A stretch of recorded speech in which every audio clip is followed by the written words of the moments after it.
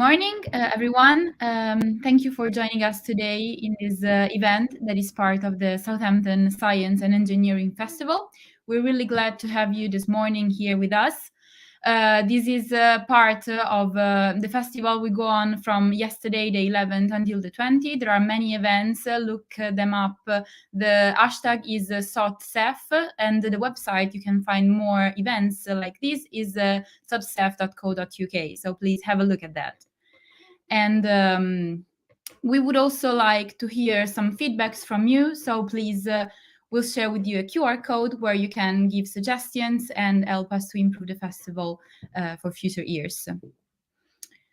Now, I would like to, today we're going to introduce our topic, that is how smart autonomous vehicles are. We'll have a presentation shared in a second. And the question we're going to ask at the end of the presentation, we'll try to answer that, is why it matters when Netflix suggests a bad movie. No worries, there is a connection between that and autonomous vehicles. So first, something to get to know us a little bit more. We are two PhD students, specifically in the MINDS program that is offered at the University of Southampton. This program focuses on artificial intelligence and nanotechnologies topics. And today with you, there is me. I'm Caterina, and my background is in electronics engineering. I did my master and my bachelor in Italy, which is my home country. And then I decided to join Southampton for this specific PhD program. And with me is Callum today. Callum, introduce yourself. You're muted. Sorry, yeah. So I've been in Southampton since I left school. I did an electronic engineering undergrad and master's degree, and now, same as Katerina, I'm doing the PhD in MINDS. Yeah, you see here the Twitter account of the MINDS in the previous slide, and the website, if you want to have a look, is a really cool program. Now, about what you're going to cover today.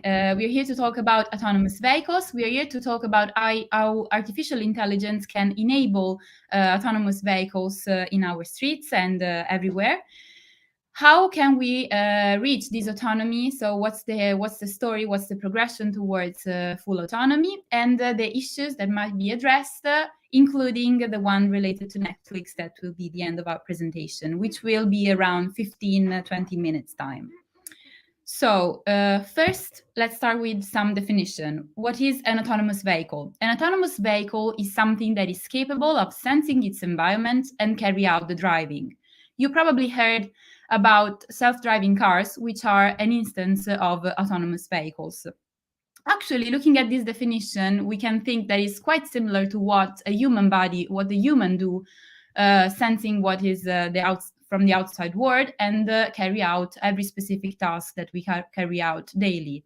So next slide. Thank you, Callum.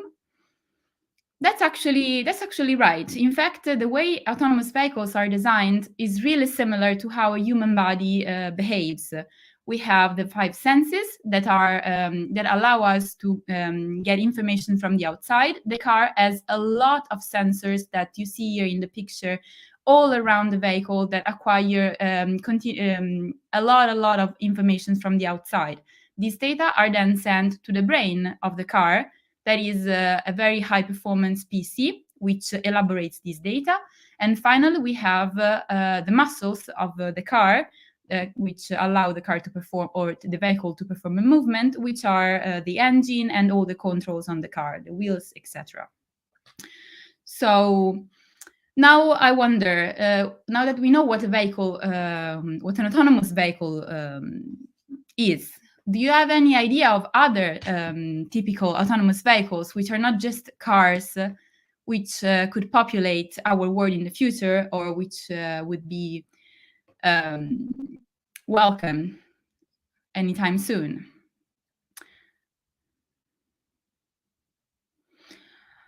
I'll give you some time to think about it. It would be great if you can put comments in so that I can go through them and give us some ideas.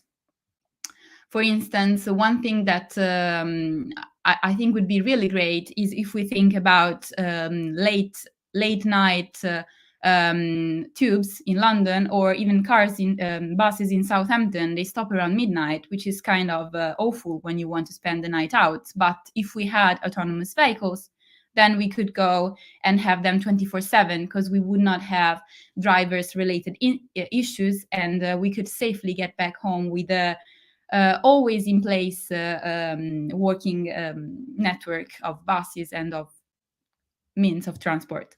Anyway, let's move to the next slide.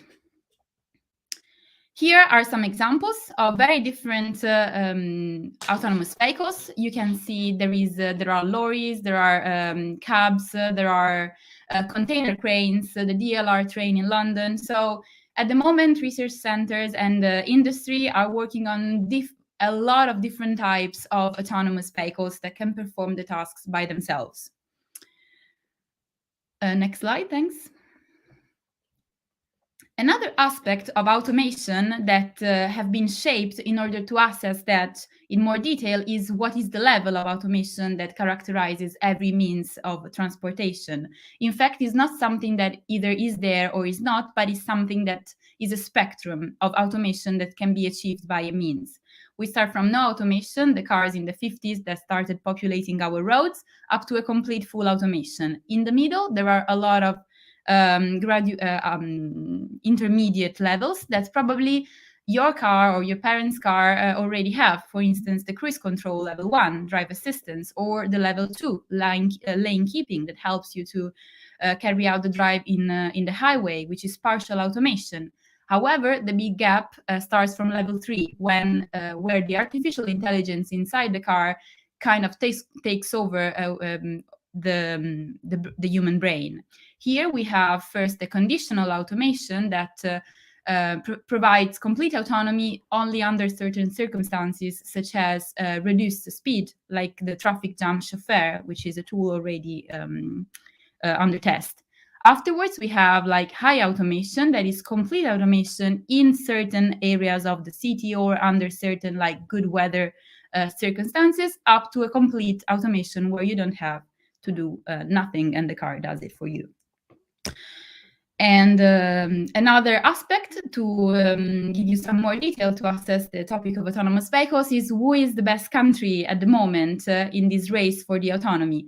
The first at the moment, according to the KPMG survey, is Singapore. Singapore gets the first position because it has achieved two of the most important aspects. Consumer acceptance, people in Singapore are willing to have them because they trust them.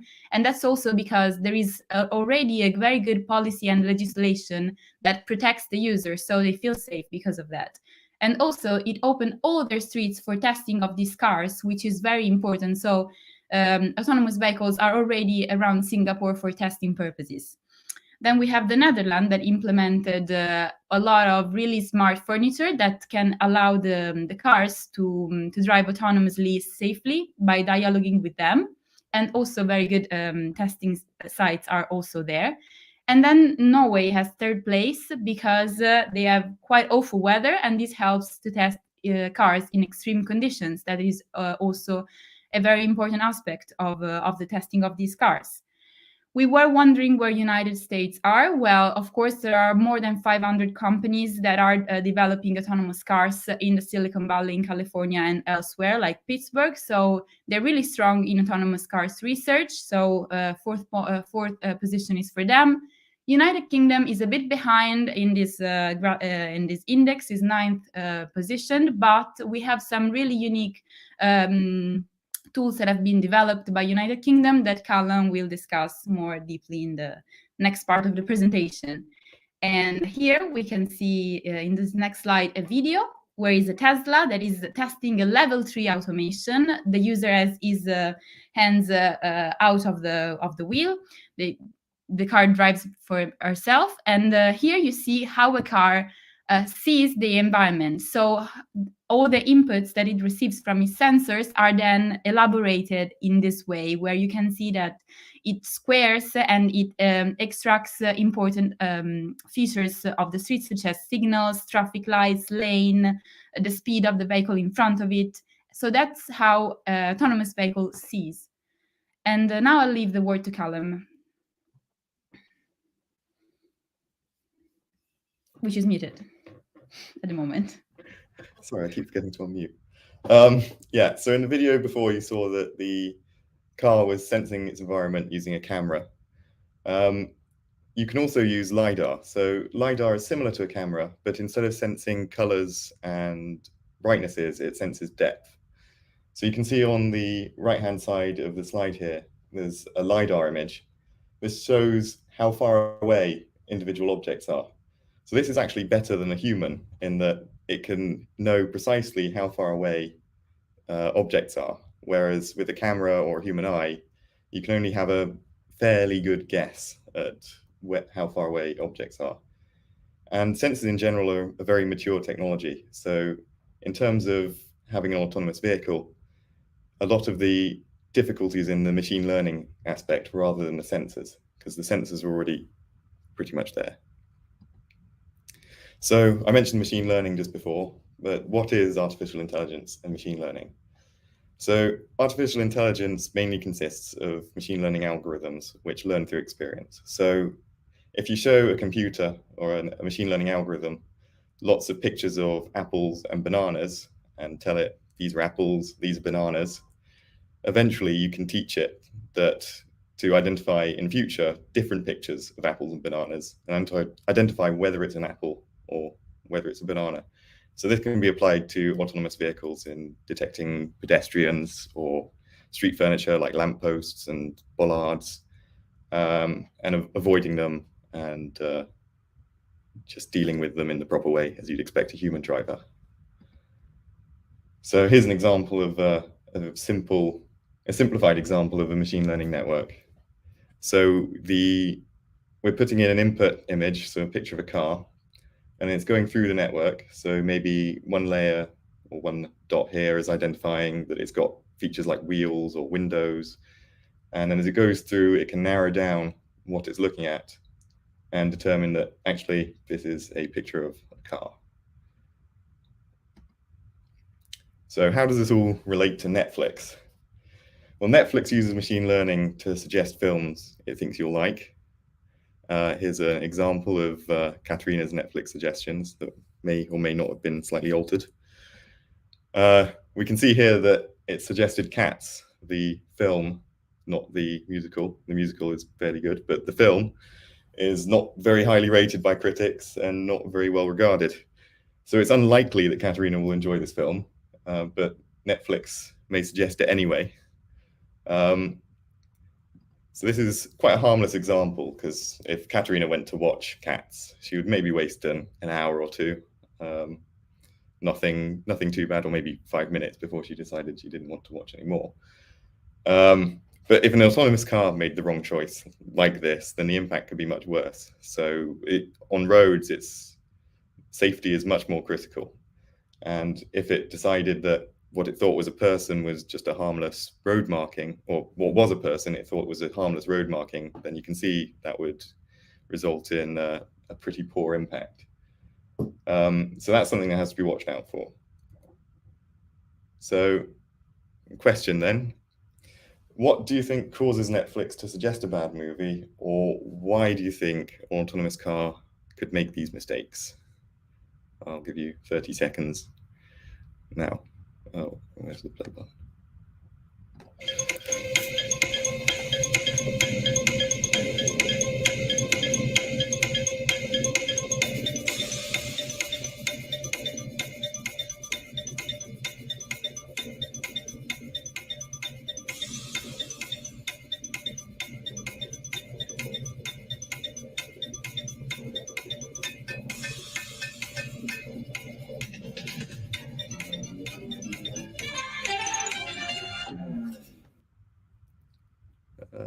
Okay. I'm sure you thought of many good answers, but here I have just a few examples. So the first one is unexpected circumstances. So if the autonomous vehicle was trained on a particular environment, so in a UK context, it was trained going through cities and it saw many pigeons, and then you put it somewhere else, somewhere where they happen to have birds like ostriches, Simon has an answer. Yep. Yeah. So Netflix could suggest. So Simon says Netflix might suggest a wildcard idea in order to test its accuracy. Yeah, that's a good point. So yes, it could suggest a completely random film that would that it doesn't really think you might like, but if you watch it and then enjoy it, then it can update its algorithms later on, learn that that was actually a film that you actually quite like. So yeah, that's a good answer. So yeah, the unexpected circumstances, yes. So yeah, if it goes somewhere where there's an ostrich, it might not recognize that as a bird, it might not deal with it correctly. So the other one is lack of data, and that kind of relates to what Simon was suggesting, that if you've not watched enough films for it to learn your likes and dislikes in terms of films, then Netflix might try to remediate that by giving you a film it doesn't really know whether you'd like. But in a car, then you can go around, do some more training around more cities, more different places, things like that. And finally, poor testing. So if the car works for 1 hour and it seems safe for 1 hour, that doesn't necessarily mean it will work well across an entire lifetime of the car. So, you know, thousands of hours of driving. So it's important that these systems are tested meticulously. Okay, so a follow-up question then. How can we mitigate these mistakes, or an autonomous car, or in fact even an autonomous system like Netflix? How can we mitigate the mistakes it will make and make them less dangerous? So I'll give you another 30 seconds or so.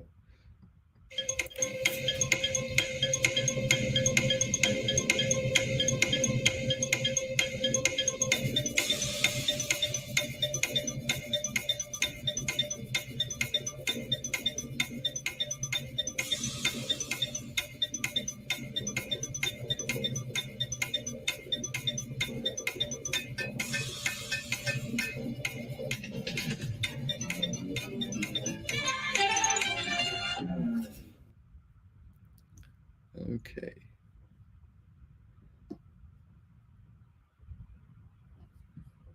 Yeah, okay. Make the video again. Yeah, so we've got a couple of answers here. Bethany suggested doing more testing to collect more data. Yeah, that's actually the first point in my answers. So yeah, so more testing to actually improve the system. That's a good idea.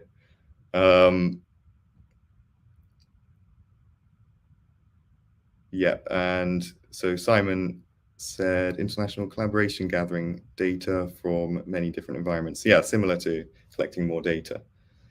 Yeah, so more data to improve the training. That's a good way to start with mitigating these mistakes, and more hours of driving experience. So yeah, similar thing to gathering more data. And one important one actually is fail-safe systems. So at present, there are plenty of cars that will detect pedestrians in front of them and stop themselves. So these systems don't need to go away. These can actually augment the machine learning AI-based systems. So as a fail-safe, if the car starts trying to career into a pedestrian, you can keep these existing fail-safe systems and have the car just stop itself. So yeah, they don't have to go away. So yeah, thank you for listening. I'd just like to point out here that actually, if you've flown a plane anytime recently at all, you've probably flown under autopilot at some point in your journey, and particularly at vital stages like landing. There's actually a thing called Autoland that was developed initially in the UK to help with poor weather conditions. So in things like in places like Heathrow and Gatwick, quite often the weather conditions aren't particularly great. It could be foggy, which will make it difficult for a pilot to land a plane. So the idea here is that the plane just lands itself. It uses sensors that aren't affected by the poor visibility and are able to land themselves. So you've probably it's very likely that you've flown a plane where the pilot hasn't actually been entirely in control of the landing. So there you are. Hopefully you survived. Well, I'm sure you survived actually if you're here. So yeah, thank you for listening. We've got a video on a project we did based on this that I'll play for you now. If you have any questions, just start posting in the chat if you fancy.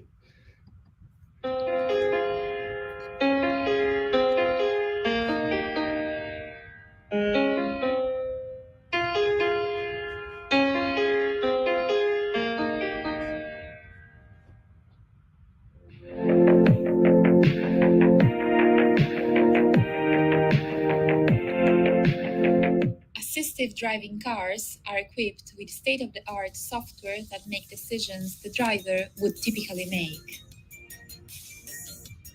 Thanks to many years of testing, these cars use top-of-the-line cameras, lasers, and sensors to acquire data from the outside world.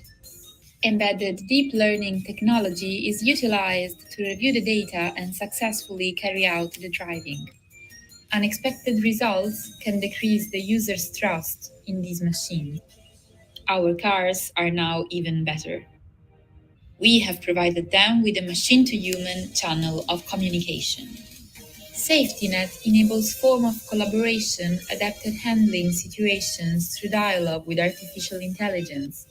This dialogue happens in the dashboard of the vehicle. Our system operates in real time, using verification-based techniques to both analyze neural activations of the deep artificial neural network and compare the statistical properties of the data to extract meaningful patterns. By comparing these patterns to previous experiences, the system can respond to the external environment and selectively communicate to the driver, enhancing the safety and explainability of the system. Modern AI functions as a result of significant computing that occurs, as it were, at the edge. To obtain optimized performances, NVIDIA Jetson Javier is utilized, a complete AI computer for autonomous machines. It has GPU-level performance in under 15 watts, capable of up to 21 trillion operations per second, allowing deep learning and computer vision tasks. SafetyNet is suitable to be implemented in autonomous systems of different domains, including maritime, aviation, and railway.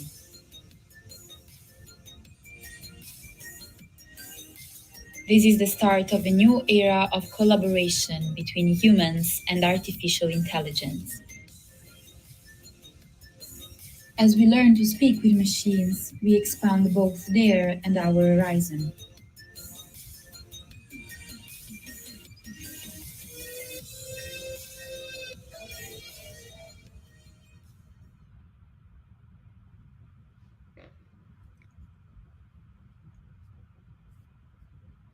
Cool. I wanted just to comment a little bit this video. This comes out from a project that we developed with a defense company that is testing autonomous vehicles. As you can imagine, in defense as well is quite crucial. And so it might be a little bit too technical, I'm not sure. Anyway, the idea was to develop some safety system to on top of all the machine learning decision making of the car that always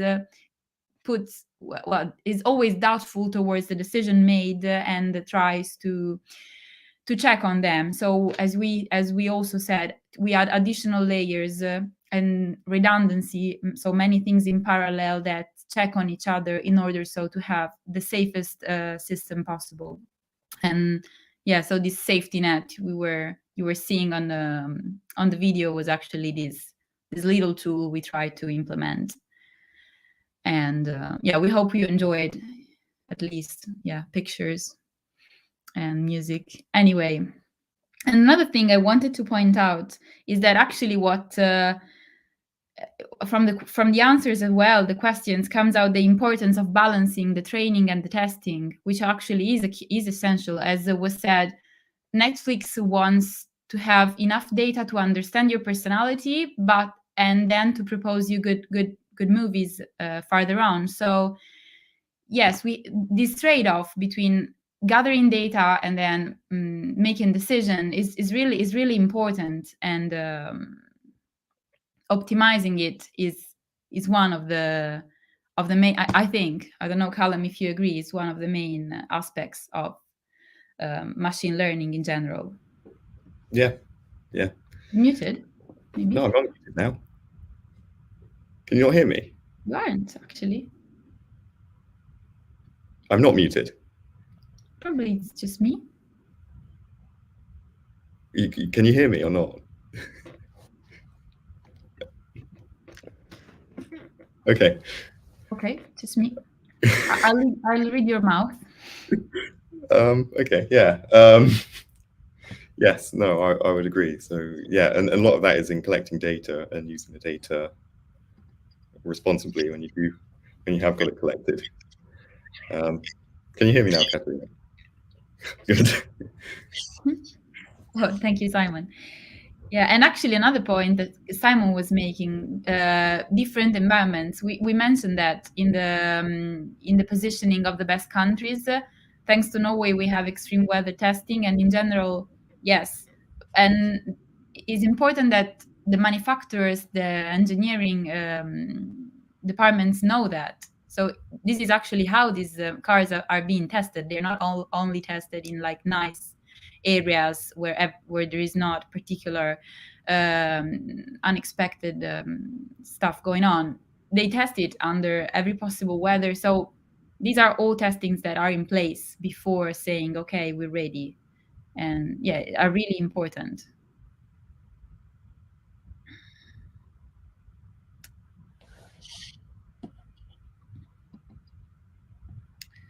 So yes, if you have any question, any aspect that might have been unclear during the presentation.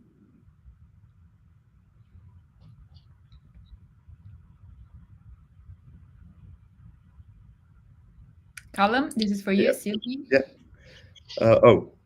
Okay. Yeah, we'll do that one first then. So what would be your dream autonomous vehicle, and what would it do? Okay. Well, I mean, for me, just an entirely autonomous vehicle. You just get in it, tell it where you want to go, and it just takes you there, so you don't have to do anything. That would be my dream autonomous vehicle. In terms of a car, in terms of other vehicles, I don't know. Other vehicles don't really affect me that much on a daily basis, so I guess a car is the one to go for. Yeah. Yeah. For instance, for me, if you've seen the video, you see this image of the horse. This fact that during the drive you're alone nowadays. I would rather miss the idea to do that with someone or with something else. It was the horse at the beginning of time. The man didn't used to put all the effort in the drive because it was helped by by a horse. I know it's a bit ridiculous, but still, I think it was more enjoyable. So nowadays, probably having this dialogue with the car has, as we said, its sensors are much better, so they can prevent many accidents for me. And on the other way, I can always take control over, which is really important. So if I feel that the car, I want to be the one making decision, I can take back the control and collaborate with my car. So a form of collaboration, I think, is really nice. Where obviously, if, as Callum, I want to take a nap, then the car on the highway can drive for me. But collaboration is nice, I think. Okay. We've got another question from Bethany. If a standard car attempted to bash into the side / cause an accident with an autonomous car, would it automatically attempt to go back to its lane, or would it stall? What would an autonomous vehicle do if it goes off-road or out of lane? So yeah, this goes back to design. And actually, it also goes back to the level of autonomy that it's targeting. So I wonder if I can find a slide. So on this slide. So for the full automation level 5, you would hope for the car to never have to defer to a human. So in that case, it should deal with it itself. So if it just stalls, perhaps in some situations, just stalling and stopping the car and avoiding the situation would be helpful. Most of the time, like a human driver, it would probably swerve to avoid the accident. If it had to just stop and say, hands off, this is the human's problem now, that would just be a level 4 automation at that point, if it mostly was driving on its own. So a standard car, if the standard car that was causing the accident was automated, it depends what the car's system is designed for. So it could be that it would take control from the human and avoid the human error, because obviously humans make errors as well. So from the non-automated, non-fully autonomous car standpoint, perhaps the autonomous system would take control and avoid the accident. From the autonomous car standpoint, perhaps it would swerve, go into a different lane, or just stop, or anything, or maybe it would hand over to a human. Do you have anything to add, Katerina? No, I agree with what you say, and well, this involves both. So let me just have a look. Well, in general, as we said, is more likely that a human sends the car out of lane, because the sensor that the car is provided of acquire with a factor, I don't know, 100 faster images from the street, and so lane keeping, for instance, is much more likely that a human makes this kind of mistake than a car. And as we said, the human can always take back control. So,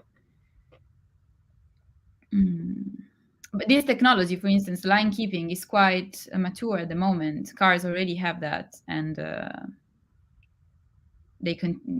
So it feels like that one is fine, I would say. I was thinking about Simon's question, which, as he says, is $1 million question, because probably also the chip shortage that hit badly all the automotive sector in this last couple of years hasn't been good for autonomous vehicles as well. Probably the programs before COVID has to be revised a little bit, I'm afraid. Commercially viable means a lot of things. That's something we wanted you to get from this presentation, because we see all the most important brands probably are in California. They already test like Amazon shopping, little taxis that bring your shopping at home. So that's an aspect, but United States as a whole doesn't have in place policies for authorizing autonomous vehicles. On the other side, we see Singapore is much more keen on having them on a policy from a policy angle. So there are a lot of aspects that needs to be in place. North Europe is really also working hard on having policies and equipment and testing them in order to have them on the street really soon. So we need all these things to be checked in order then to have a vehicle safely on the streets. And to give an order of magnitude, probably other 30 years will be required to have a broad, to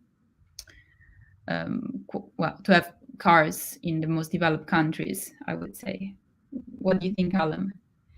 Yeah, I would agree with that. I mean, so commercially viable, I would suspect the first vehicle that's commercially viable would be developed by an American company, just because of the quantity of companies in America working on this. But the country that it's deployed in doesn't necessarily have to be America. Maybe particular US states are more ahead than fourth place. So maybe California would, on its own, would make it higher on the index if it were reported that way. But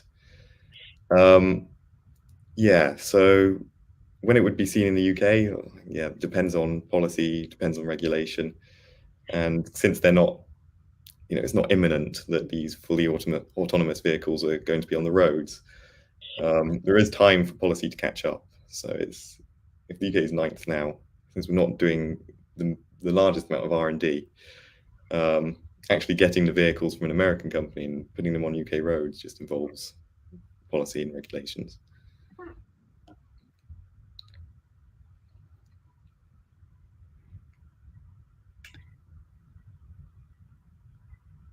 There's another question.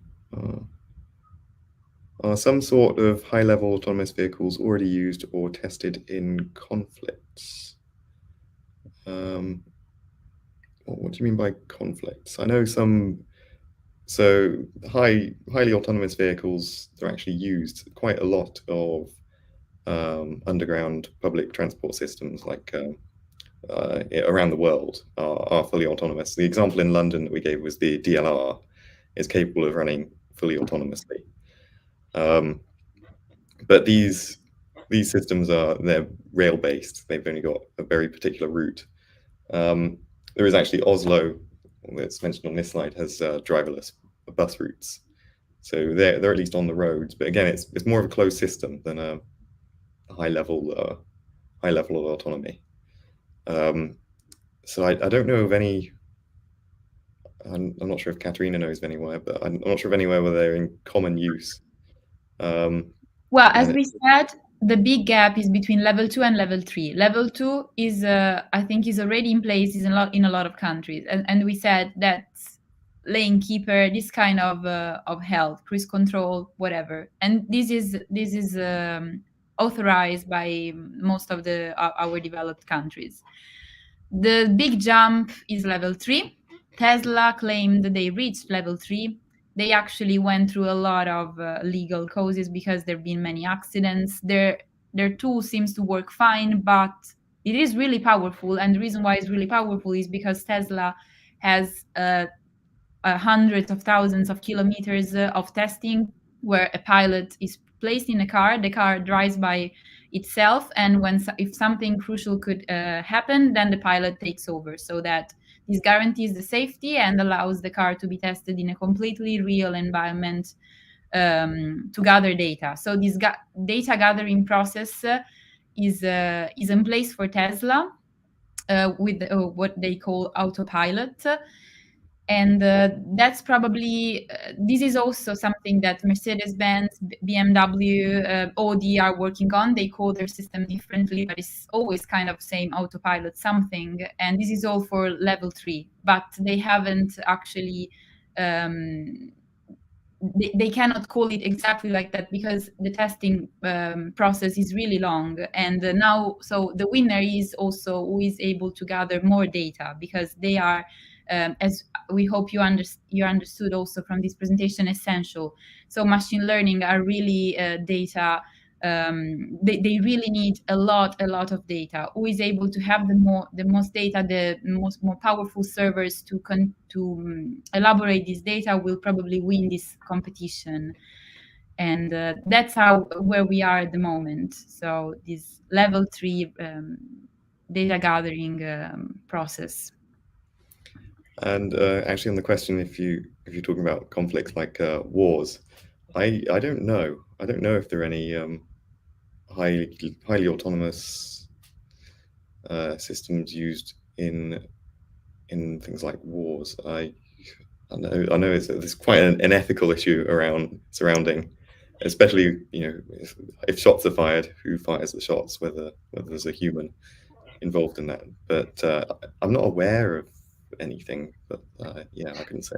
Probably we wouldn't anyway. We worked with Thales. We mentioned that we developed this project with them, and they mainly produce software products for Boeing or for many other companies in defense. So they're quite specialized in the software side. So, for instance, these algorithms for the safety of autonomous drive.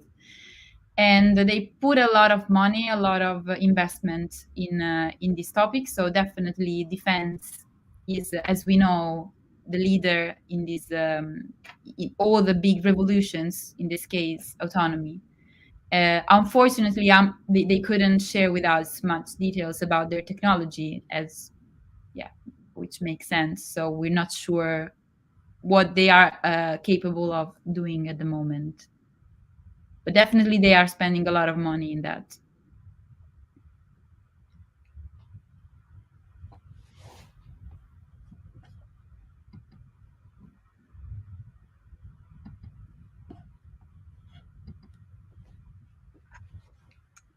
So yes, someone claimed in 2022 there would have been some kind of increased autonomy, but I claim that every year. exactly. Yeah.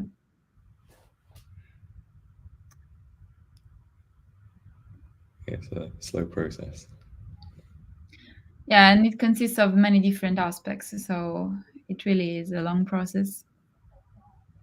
Fortunately, because it's not something that should be just Yeah. So We need to make sure these things are safe before they're put straight on the road and set off to go. Yeah.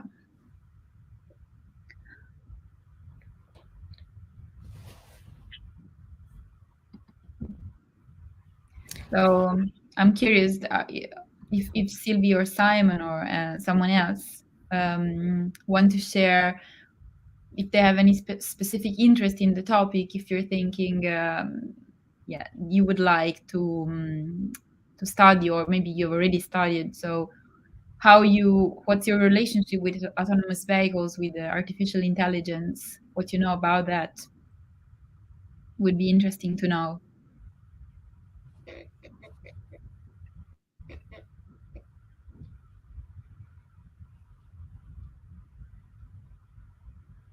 So, Callum, anyway, do you believe Tesla is actually probably will win this race and is the one closest to the goal? Well, I don't know, not necessarily. They seem ahead at the moment. They're big and they're well known for their autonomous driving, but it's always possible another company, given how many are working on it, a startup or something comes up with something entirely new that performs much better.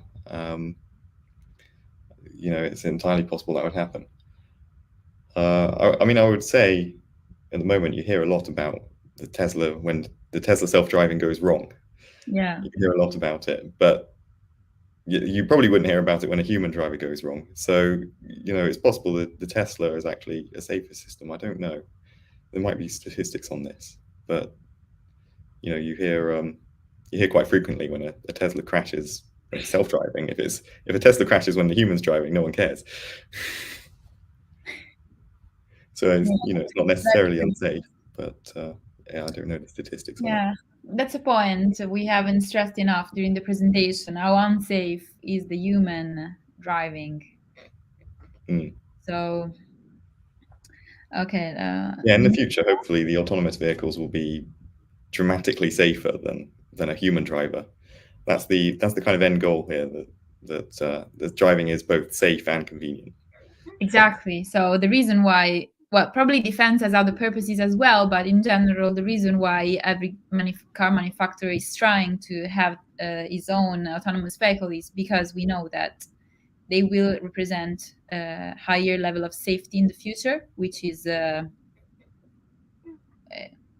probably one of the leading aspects. Dimitra has the question, do you think that autonomous vehicles and standard cars can coexist, or we need to move to a fully autonomous vehicles ecosystem to bring them into reality? Well, probably for them to coexist is tougher than having a completely autonomous cars environment.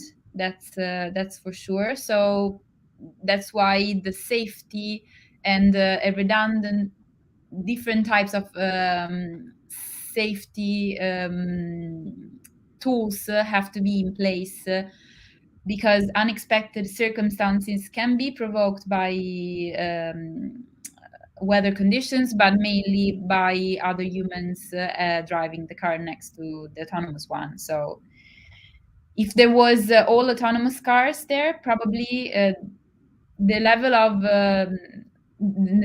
the amount of safety tools and of checks would be less important. Yeah, that's something I think. It would be all communication between autonomous vehicles, so they would manage much better. I think realistically, we're not going to say one day all manual cars are banned and you now have to have an autonomous car. It's I think they'll have to coexist, because we just don't have another option of banning. I mean, you can't suddenly change things. No, so, I don't expect a car without the option for the human to get the control. Definitely.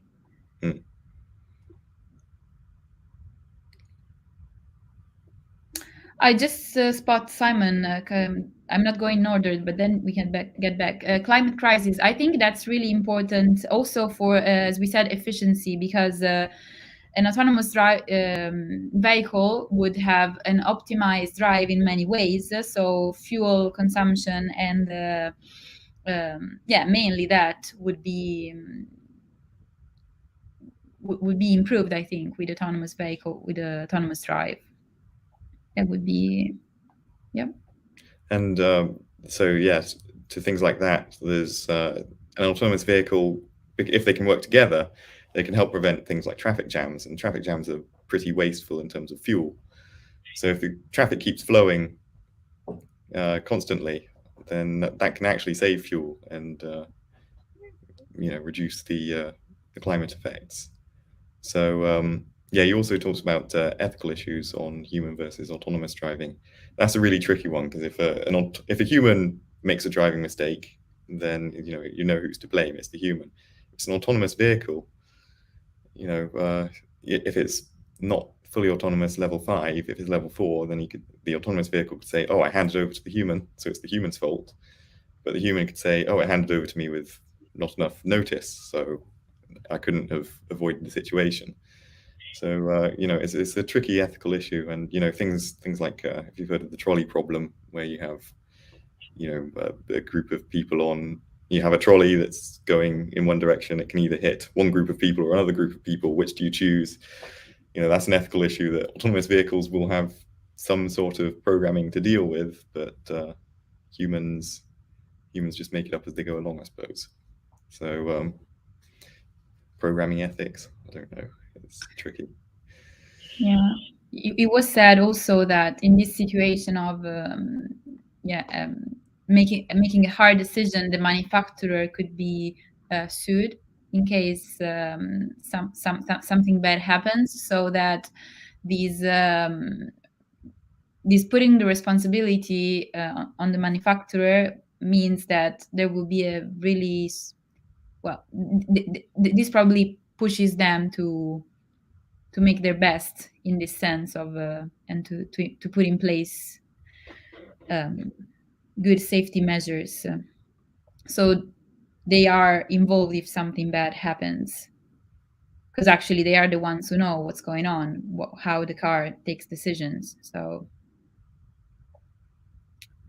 and I think when we showed you the progression of autonomy, this is something that will happen gradually. So, for instance, in a few years, you will buy a car that has this, for instance, a Tesla with this autopilot feature. Probably the first month you would not want to use that because you're doubtful and you don't trust it. But then maybe one day you're quite tired, you're not sure, you do your best at driving, and you might say, okay, I'll put it on and I'll look at that so that I can intervene if something happens that I don't like. And the more you use that, the more you see that it's safe and that it works fine, and then you will build your trust. So it's something that will grow with your trust, the level of autonomy, and together with the policies as well, and also the smart furniture in the roads. So it's not that today you have to press a button saying, okay, my car will be autonomous or not. I think this will help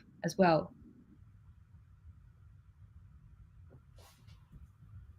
It will be a process, a long process, but safe. Yeah, Simon made the point that if an accident occurs with an autonomous vehicle, then there'll be a vast amount of data that will make the crash investigation easier. So yeah, actually, that's quite a good point. If you have if the autonomous vehicle crashes, then actually that crash could actually help in future to make the autonomous vehicle safer because it's got the data, it knows what caused the crash, and then the company that manufactured that system can actually use that data to improve the safety in future. So yeah, I guess there's some arguments to be had for how you litigate against that. If do you litigate if an accident's caused and then they fix it, or is there do you lessen the litigation? I don't know. It's tricky. Yeah. Yeah.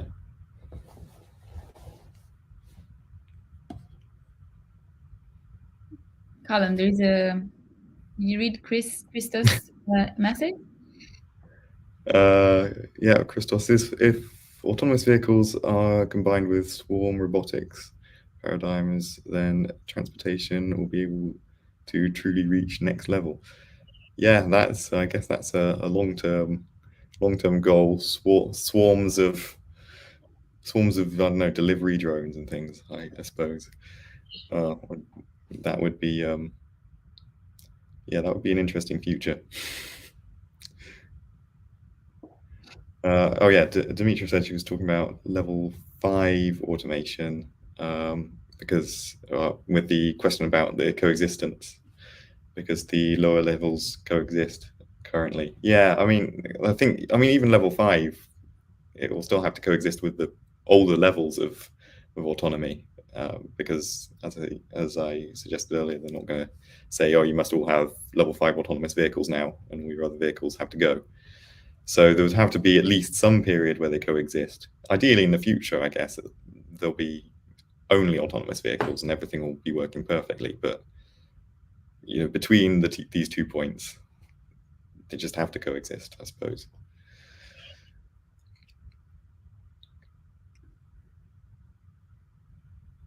Yeah. So now I would like to ask each of you: Are you more curious or scared about autonomous vehicles in the future, or did this presentation change a bit your perspective, your thoughts about it?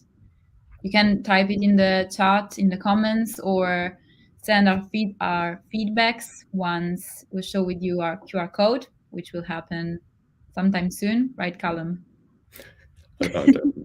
Because we really we are close to the time. So yeah. If you have any thoughts. I had one. I forgot one thing I wanted to say. It was really anyway. Happens. Yeah, I'm human, so yeah. If you're autonomous, you probably wouldn't have forgotten that. No worries, I would remember. Exactly. I don't enjoy much driving, especially in the traffic. So I'm looking forward to this anyway. Yeah. So scary and curious. Yeah, that's. Oh, Simon loves driving. Both scary and curious. Okay. Simon says, I have no doubt that autonomous vehicles will be far safer than humans. That's good. Okay, then. Oh, maybe about, I was thinking about, I don't know, with planes, the last bit of our presentation, when did you decide you trusted planes and the autonomy that comes with it? I mean, I discovered it quite recently how much autonomy there was in a landing and takeoff of a plane, and so probably I built the trust before knowing that, but still I trusted them from the beginning because I didn't dig too much about in it. So I felt this plane aspect reassuring for me for also other type of vehicles. I know when we talked about the planes yesterday, I didn't even realize that the landings were so autonomous. Exactly.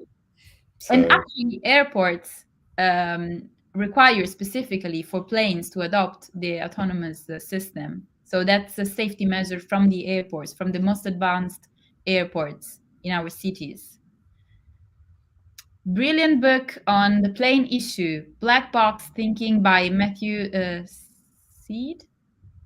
How is it pronounced? don't ask me. Okay. Yeah. All about the importance of learning from mistakes. That's an interesting suggestion. Thank you very much, Simon. I'll have a look about it. Black box thinking.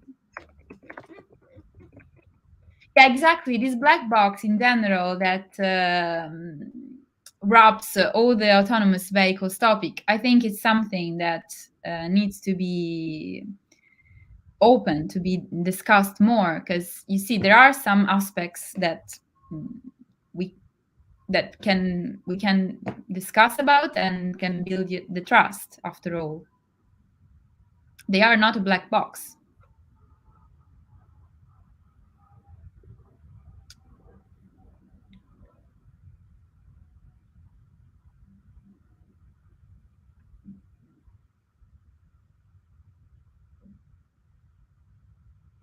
Yeah, Demetra Either we says. have a very young public or very open-minded. Yeah, Demetra just said she thinks she's more scared of other human drivers being careless and driving than if she knew a well-trained machine was driving instead. Yeah, that's pretty fair. You sometimes see other human drivers doing very strange things on the road. You'd hope a machine doesn't do these odd behaviors. And actually, some of that is it's important that what these machines do, and in fact what human drivers do, is predictable. Because if you're on the road, sometimes if people do strange things, then you don't know how to respond. Whereas a machine, if it does something if it never does anything unpredictable, then it's much easier to respond to something that you understand, and you understand why it's doing what it's doing.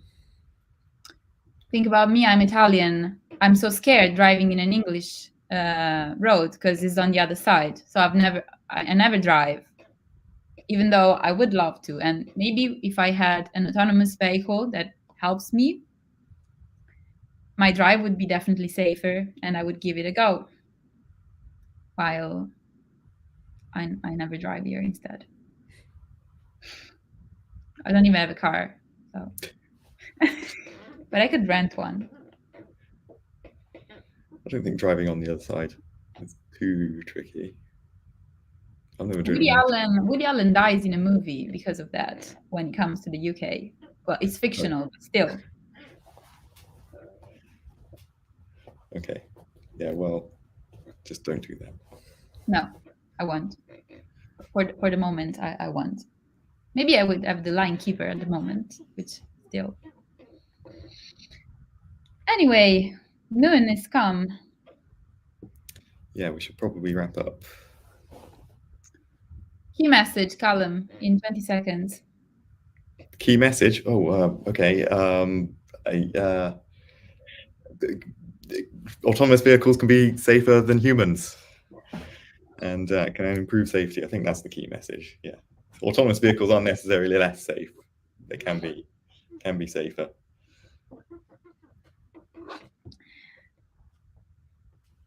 Sylvie, you say automatic. Okay, sorry. Oh, sorry. Do you have a key message? No, Sylvie suggests me an automatic. Okay. I'll try. I think we're going to be sent out of the screen. Closing slides. Let us know what you think about. Scan this QR code now. Say all the things you liked and you disliked. And join other events from this festival that lasts on the 20th of March. Callum? Yeah, so the festival's going on from the 11th to 20th of March, so you can book free tickets and save dates in your diaries and join other events at sotsef.co.uk. Yeah, it's really nice having this talk with you today. Yeah, it's been good. So thank you all for listening, and thank you all for your questions and comments. Thank you very much. Thank you. Bye. Bye.